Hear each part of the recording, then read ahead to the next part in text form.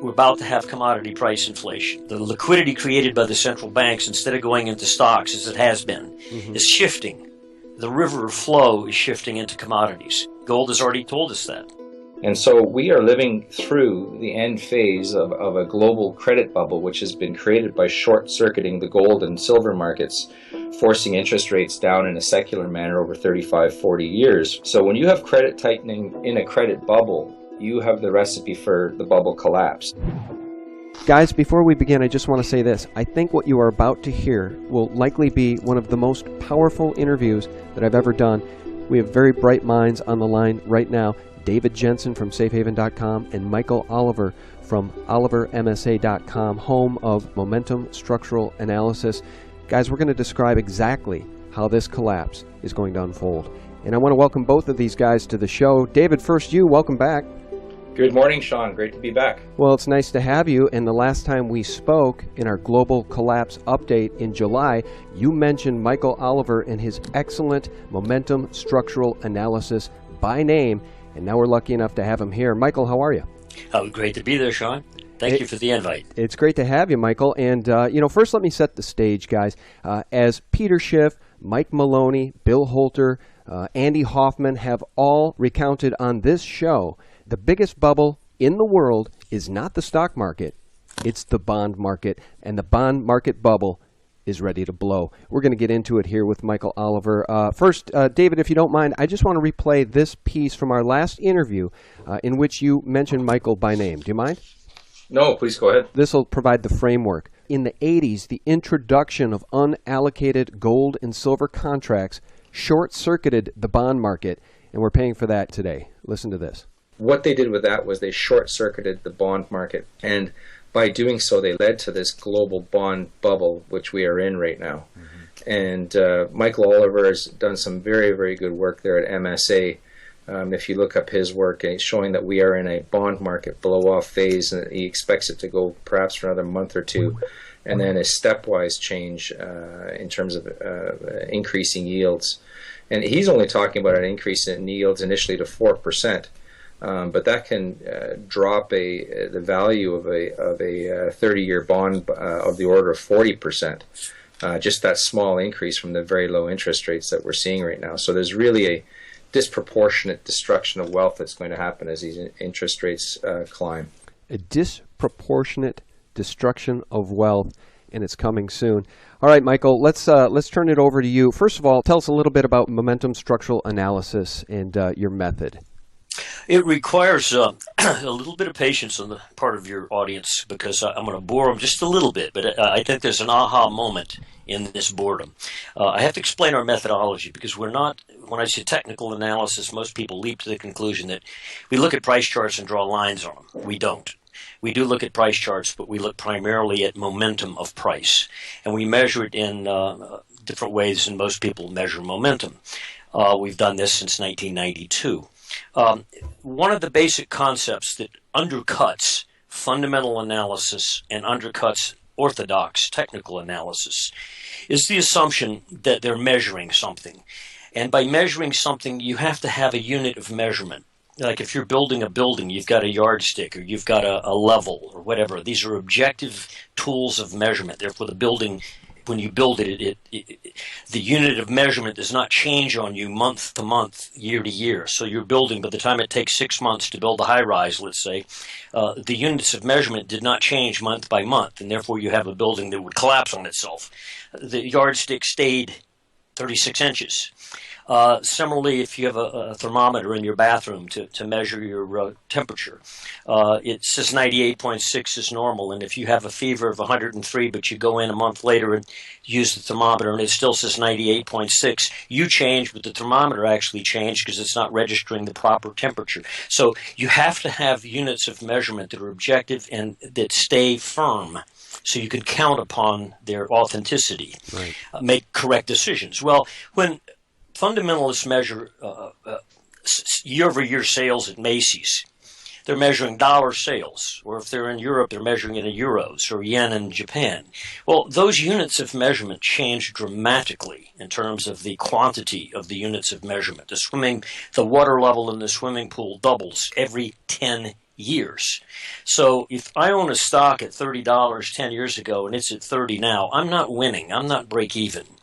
I'm way down because the number of units of measurement that I'm still using have doubled in quantity in the past 10 years. And you can see this by going to the Federal Reserve of St. Louis site and asking for M2 chart going back to 1960. Every decade it doubles. So there's a fundamental flaw in the unit of measurement used by both orthodox technicians and fundamental analysts, which undercuts the validity of their analysis. Some of them try to back this out by using deflators or using some government-issued CPI, which hardly compensates for the distortion of the unit of measurement. So how do you get around that? Frankly, you can't ultimately get around it. So what we do is this. There was a famous technician at Merrill Lynch back in the 70s, a guy named Bob Farrell. Many of you know his name. He came up with 10 rules of investing, and his first rule was markets always return to the mean. Well, by a mean, of course, he meant an average, usually a long-term average. But we can measure markets by short-term averages, 10-day average, 50-day, 100-day, 200-day, 3-year, so forth. You can measure market by various means, various averages, whether you want to get a long-term view of the market or a short-term, depends on which unit of measure, which mean you refer to. To some extent, this assists in objectifying the unit of measurement, the dollar, the euro. It doesn't get rid of it entirely, but at least it gives you another reference point, which is the change over time of the mean. And markets do indeed oscillate around their mean. They don't merely return to a mean. Often a market will oscillate on the other side of a mean. So it'll drop back to its 3-year average sometimes and hold there, and sometimes it'll go below it by as much as it's been above it. Therefore, it oscillates the mean. You can measure this. And you don't do it by overlaying a moving average on a price chart and viewing it as a crossover situation, which is the way most people use moving averages. What we do is we plot price in its relationship to that mean. Hence, we create an oscillator. That's our primary tool. We include price charts in our reports to show the contrast, and in fact, I can do that in our talk today.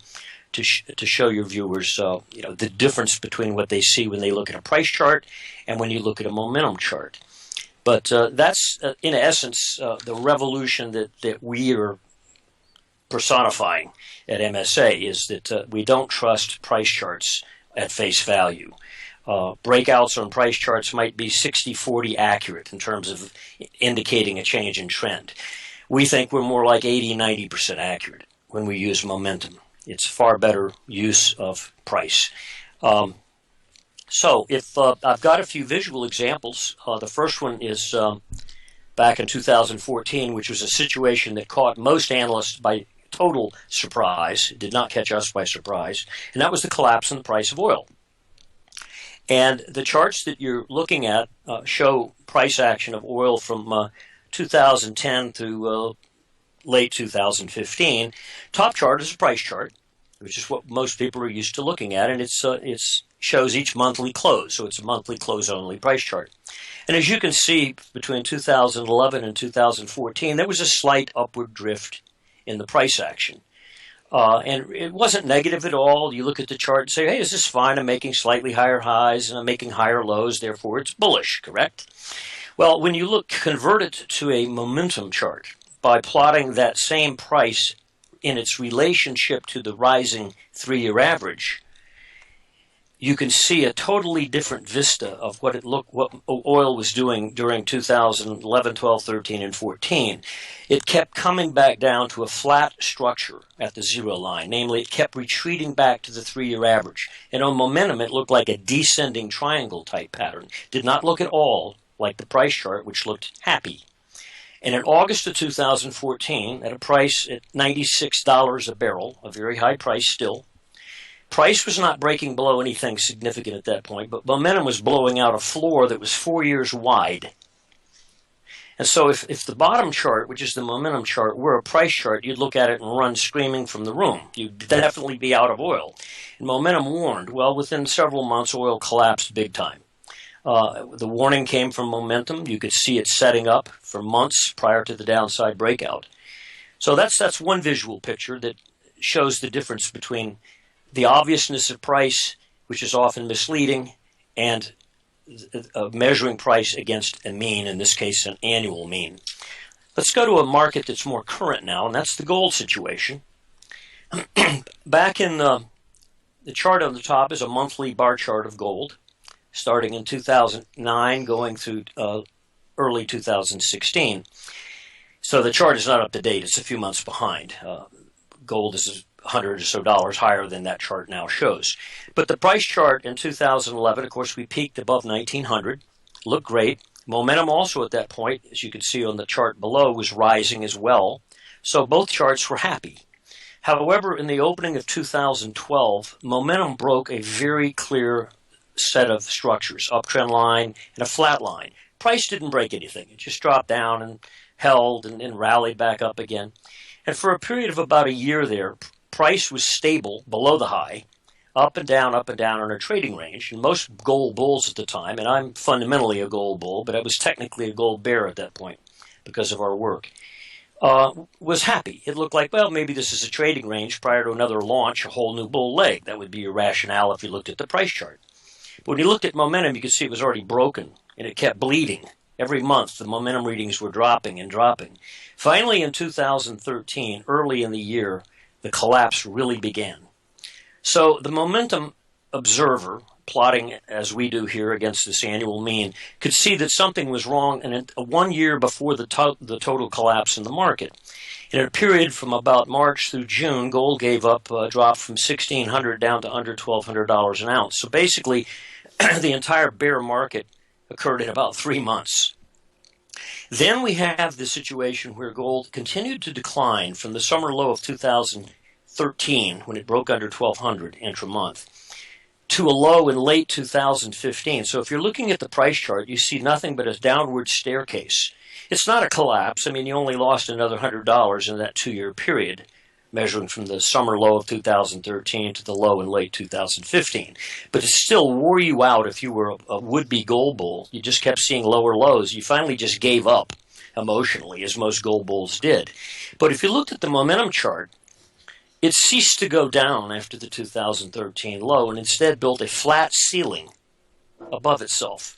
Not lower highs, but flat highs. So if you were looking at the momentum chart, you would say, my goodness, this looks like a potential bottom. And sure enough, it was. Well, in February of this year, when gold moved up to about 1140 to 1150 area, it broke out above the top of that massive couple-year-wide base. So it was a big base. It was a clear base. But it was only big and clear on momentum, not on price. Price was still in a descending pattern. In fact, the price chart didn't really break out until you got up into the mid-1200s.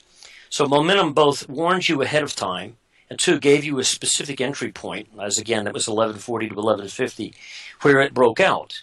And so since then, the market has done nothing but rise and shelf and rise and then shelf again, but continued to advance. But it was clearly warned by momentum.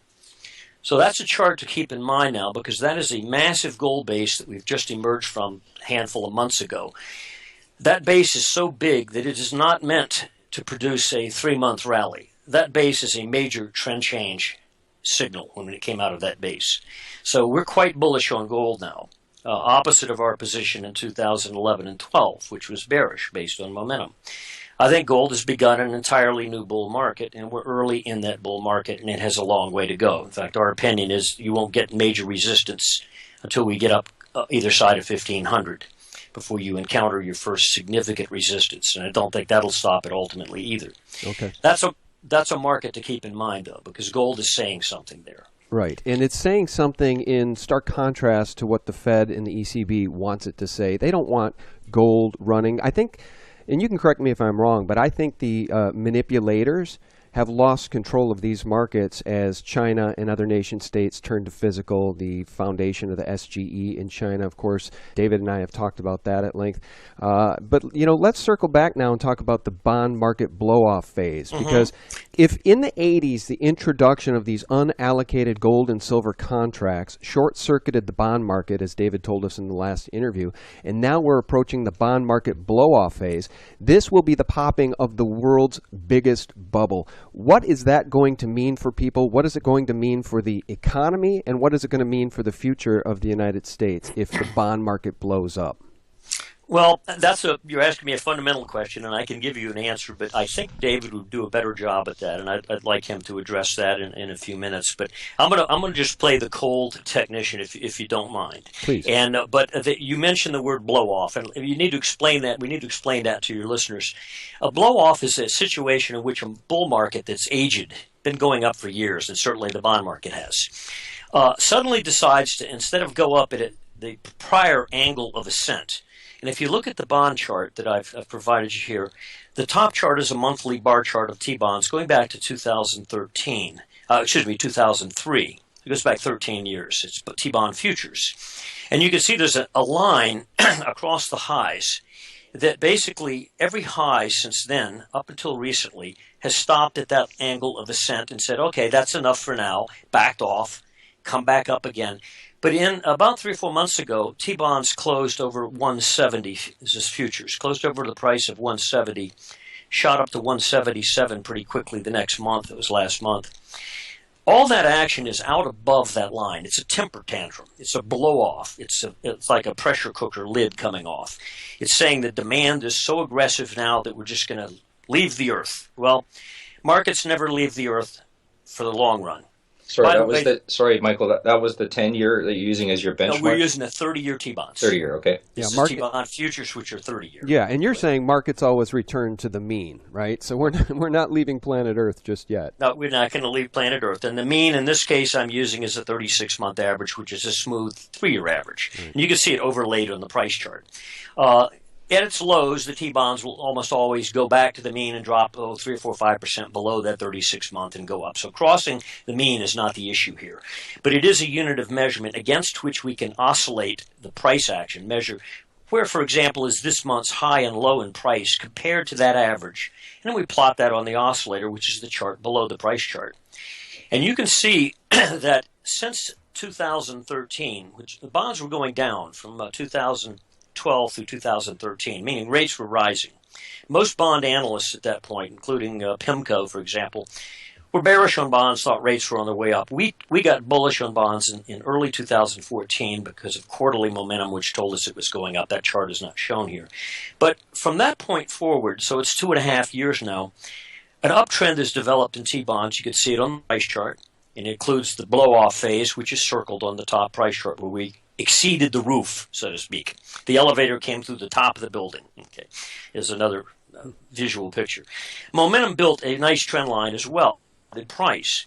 Now, if you look at the price chart and you draw that line, and it incorporates quite a few lows going back 2.5 years, it will break down if T-bonds drop below about 160, which is about 10 or 11 points below where the market is right now. But if you plot the momentum chart, it adjusts upward monthly too, as does the 36-month average, which is the mean against which we measure the bond price.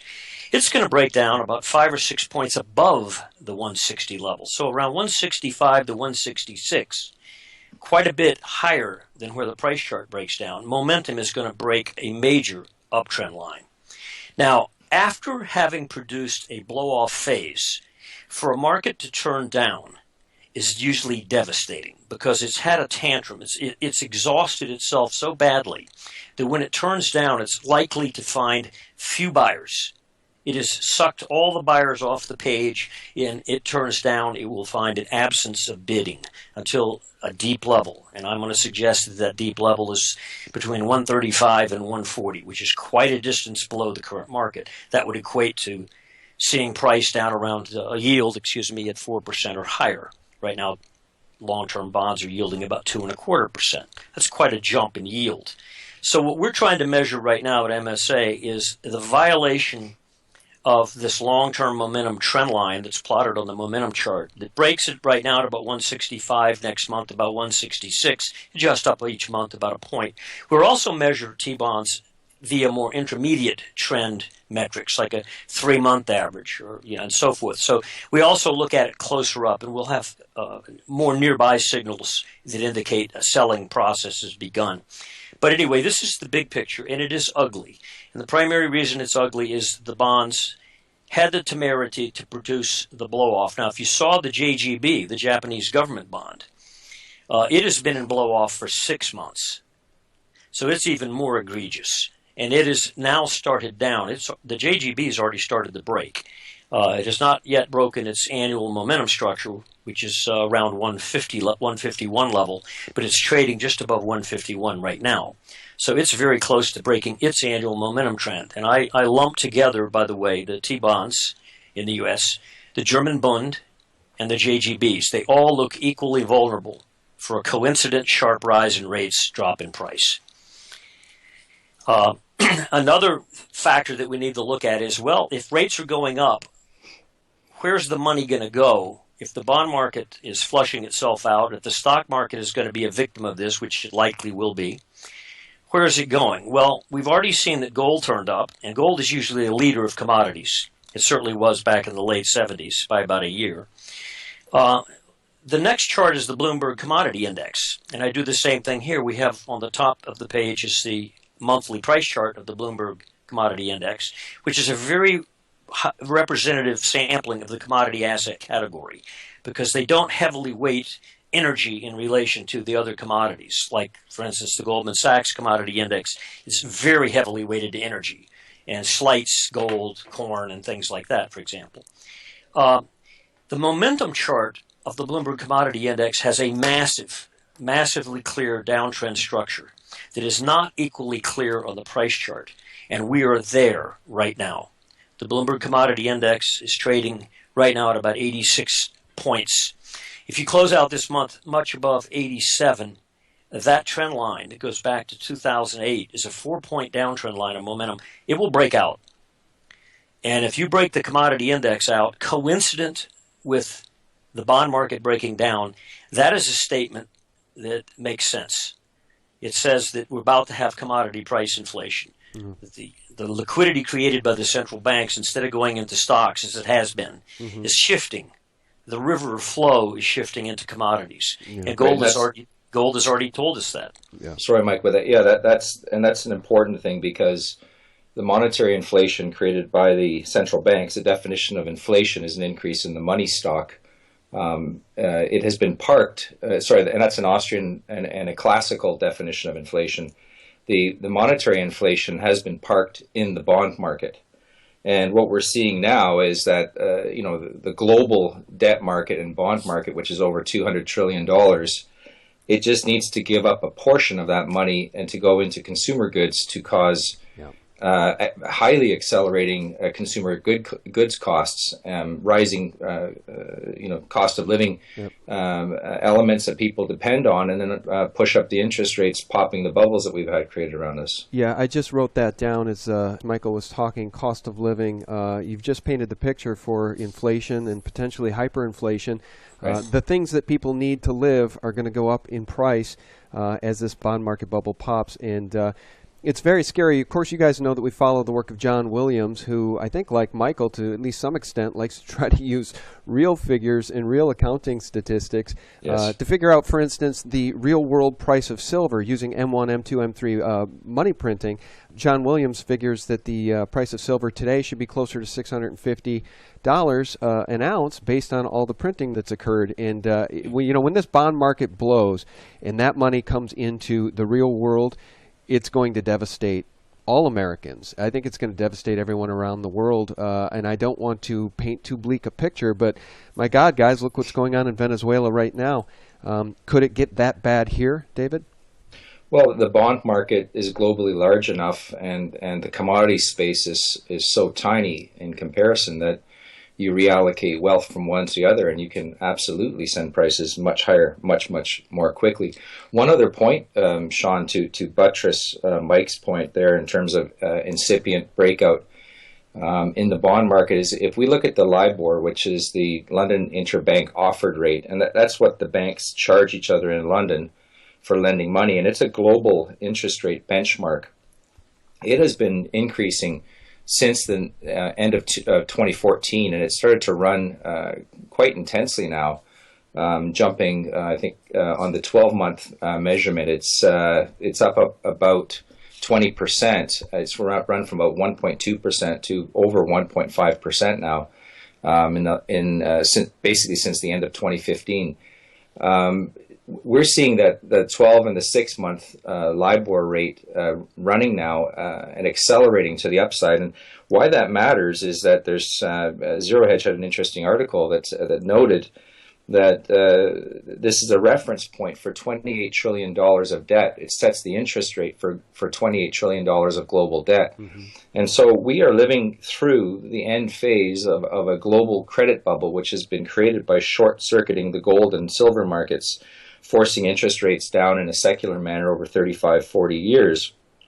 And what we're seeing now is that the $28 trillion of global debt, which references the LIBOR rate, that debt market is experiencing a tightening, and now a strong tightening.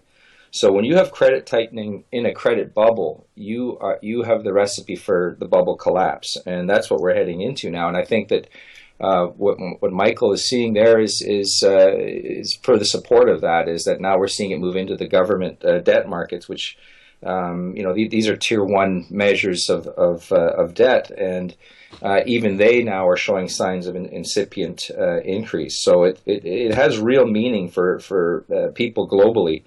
And I think now that seeing this gold and silver start to move up, I would note, though, one thing is that the gold and silver moves, in my view, here are highly muted because they are trading a couple 100 million ounces of gold every day, which we know is unbacked. These are the unallocated contracts which were created in the late 1980s in London.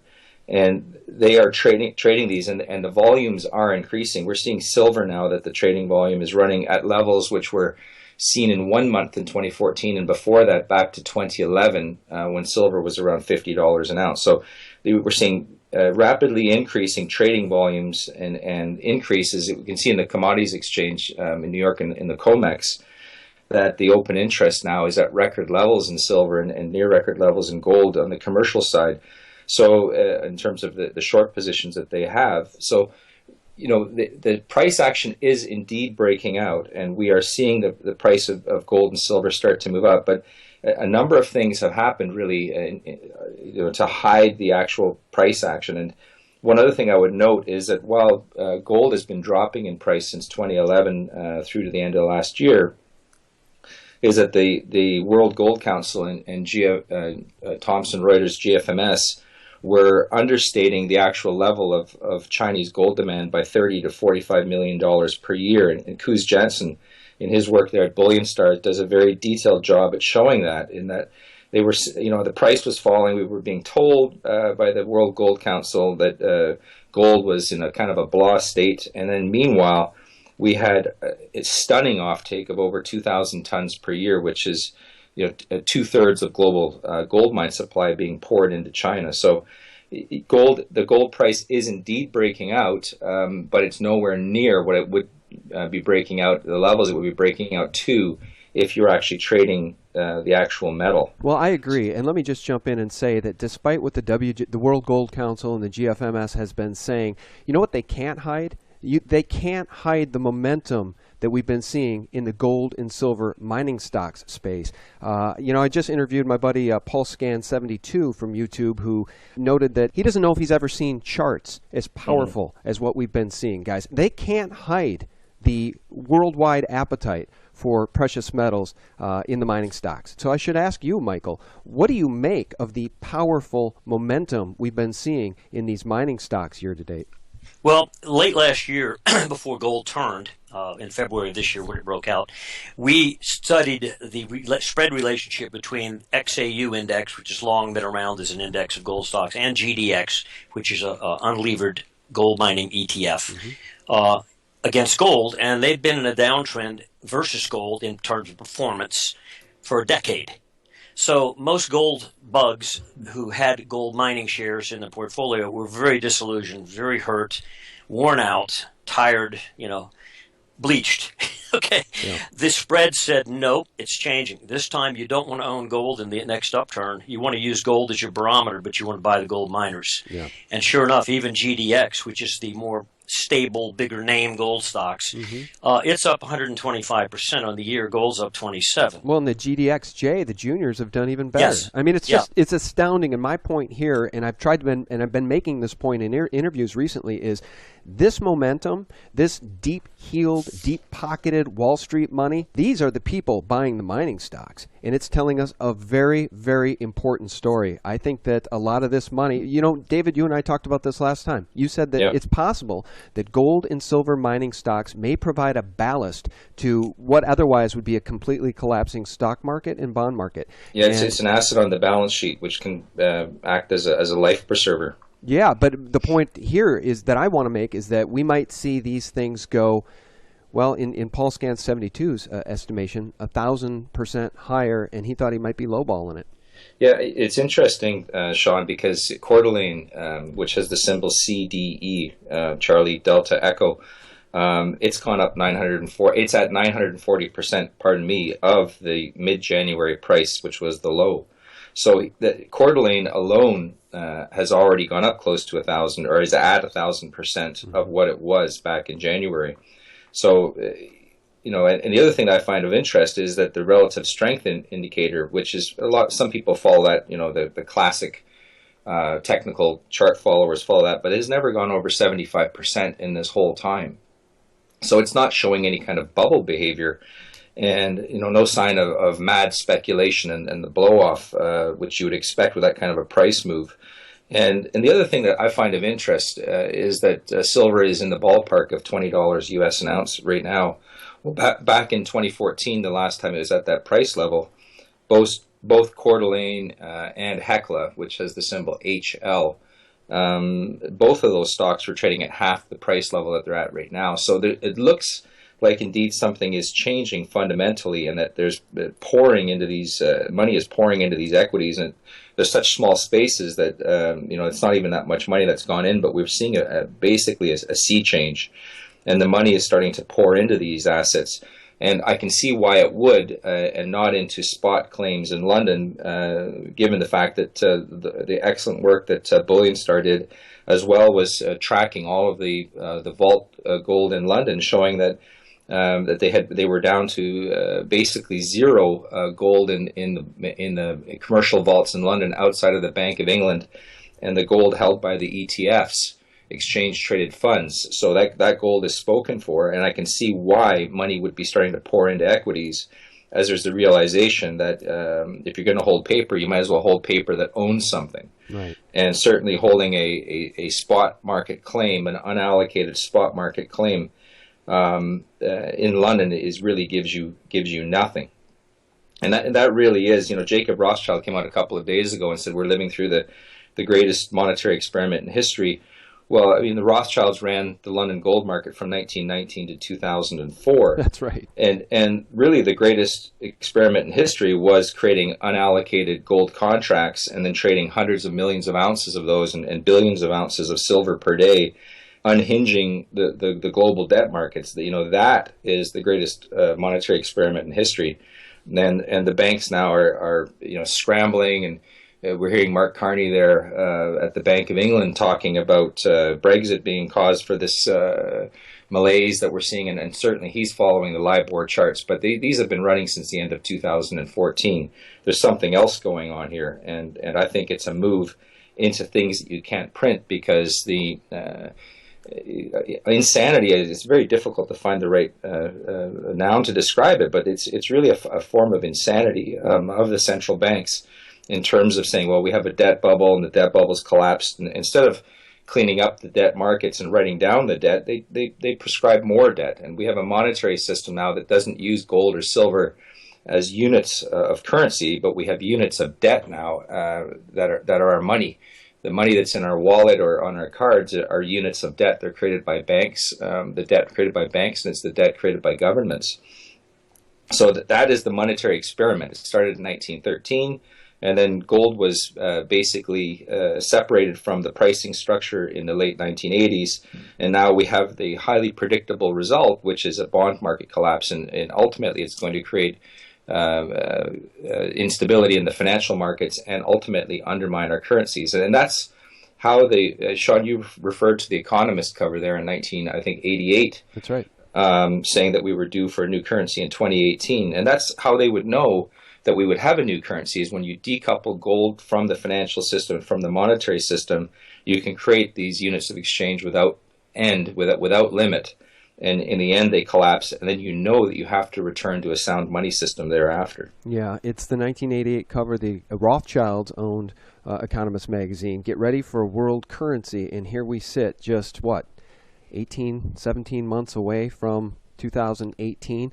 Funny how prescient and omniscient these international criminal banksters are to have predicted such a thing. And here we sit. You guys have essentially just described the collapse. As we document the collapse at sgtreport.com with really trusted analysts, you guys know the names. I think that we here on this interview have done maybe the best job that we've ever done documenting the collapse of what's to come. And I just want to say one more thing, guys, as it relates to these mining stocks.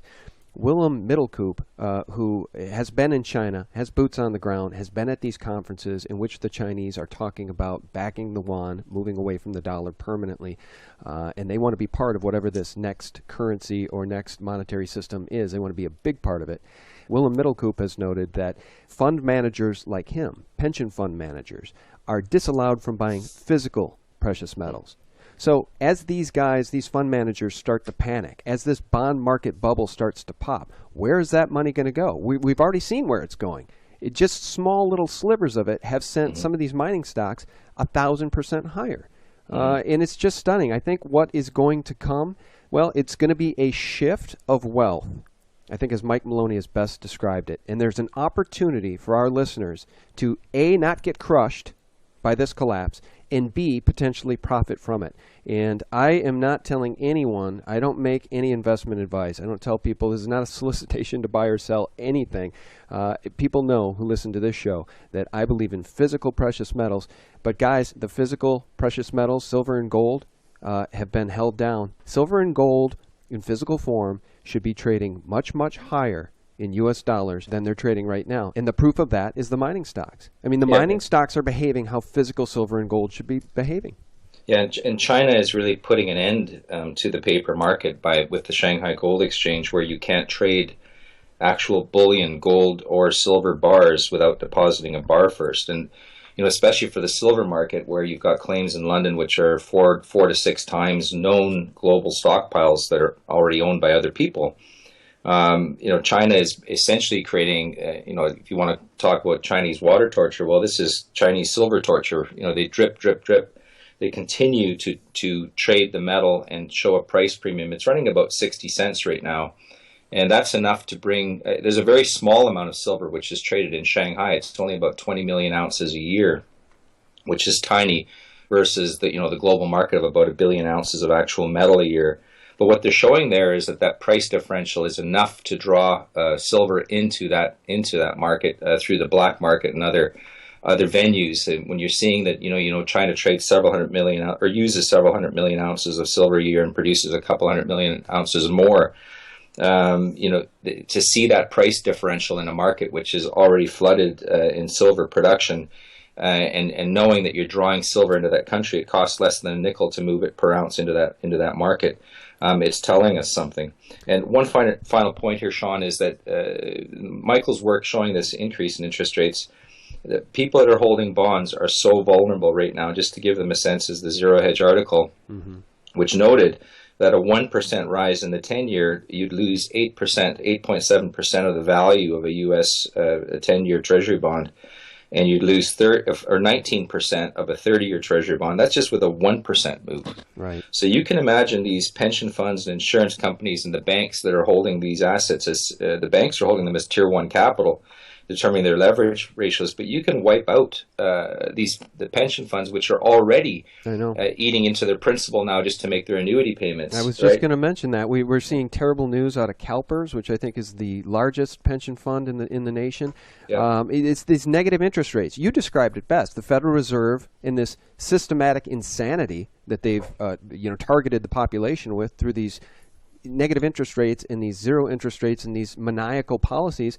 Andy Hoffman would disagree with me about this. He would say these people are just idiots and they don't know what they're doing. I take the opposite approach. I think that they knew very well what they were doing. And again, look at that 1988 cover of the Rothschild magazine. You can't. It's hard for anyone to convince me that this wasn't all by design.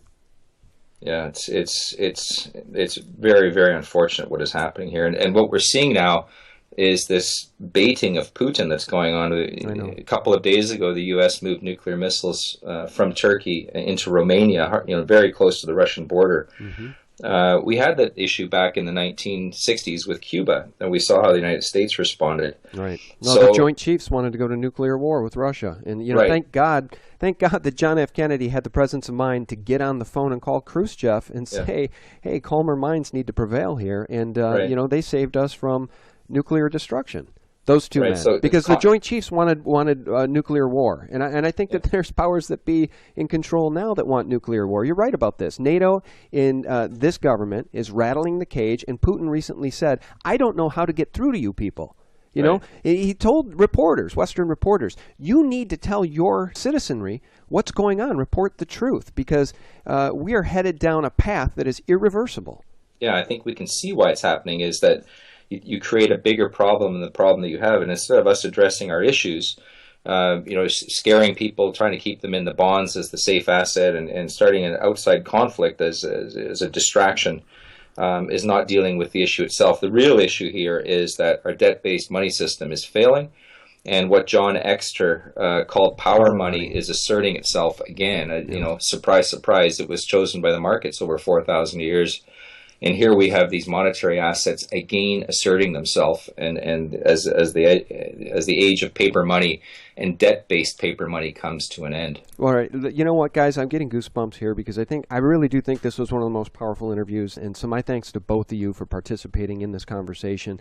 And let's leave the audience with this. First you, Michael. How does this end, in your view, and how quickly does it end? I think to some extent I like chaos theory and things that go linear incrementally as markets tend to. When they come unraveled, they resolve quickly. Like 2008 collapse in the stock market, for example. In other words, the excesses that preceded that came undone rapidly. On Thursday at about 11 o'clock in the morning, the Federal Reserve noticed a tremendous drawdown of money market accounts in the United States to the tune of $550 billion was being drawn out in a matter of an hour or two. The Treasury opened up its window to help. They pumped $105 billion in the system and quickly realized that they could not stem the tide. We were having an electronic run on the banks. They decided to close the operation, close down the money accounts, and announce a guarantee of $250,000 per account so there wouldn't be further panic out there. And that's what actually happened. The tech bubble. Years of up, gone in months, that type of thing. Well, in this case, what we're talking about is a reversion to a better situation. In other words, a recognition of gold-backed currencies. And of all places it's coming from, you would never have guessed ex-communist powers, Putin and China as advocates of gold-backed currencies. Right. So talk about chaos theory, coming up with all outcomes that you would never expect.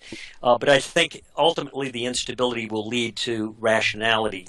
And the people who have been critics of this entire process, the Austrian School of Economics, for example, the Mises Institute, to some extent maybe the Cato Institute, these type of intellectuals, their ideas will rise in their acceptance by a wider audience and will help direct the political direction of various countries, including, we're having a revolution now in Europe. To some extent, it reflects some of the rise of these political parties, reflects some of the things we're talking about today, because many of these political parties, including the Brexit voters, were anti-EU, anti-centralization of the state.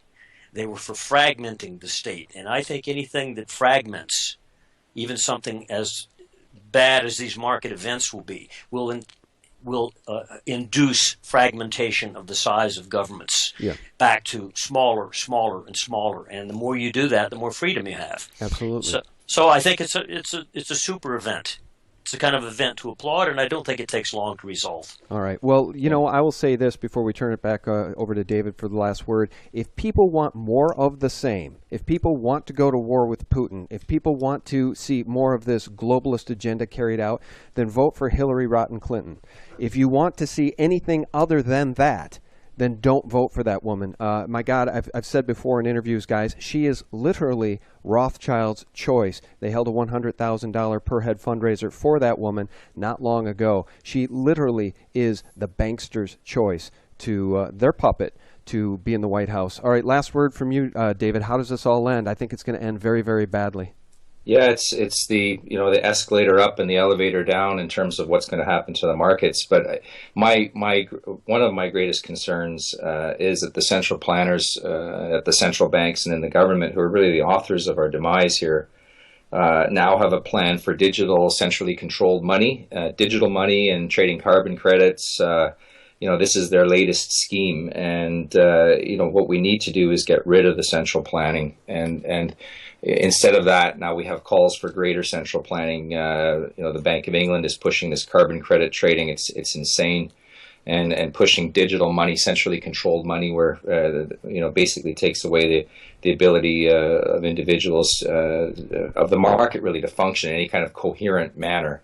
The price setting mechanism of the market it brings the rigor and brings production into alignment with demand, and digitally traded or created money and central planning of interest rates means that we won't have a recovery, and that we'll live in continued squalor, or increasing squalor, really.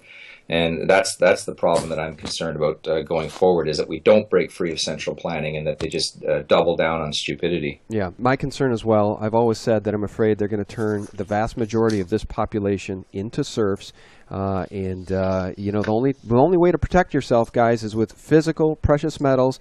And as I've been advocating more recently, you may want to consider some of the best gold and silver mining stocks as a hedge, as a way to have an extra rocket blast as these things continue to move higher. Again, as these pension funds and other Wall Street money start to panic, there's only so many places they can go, guys, and there's only so much allocated physical metal left on Earth. So I guess the critical mind would at least want to consider the mining stocks.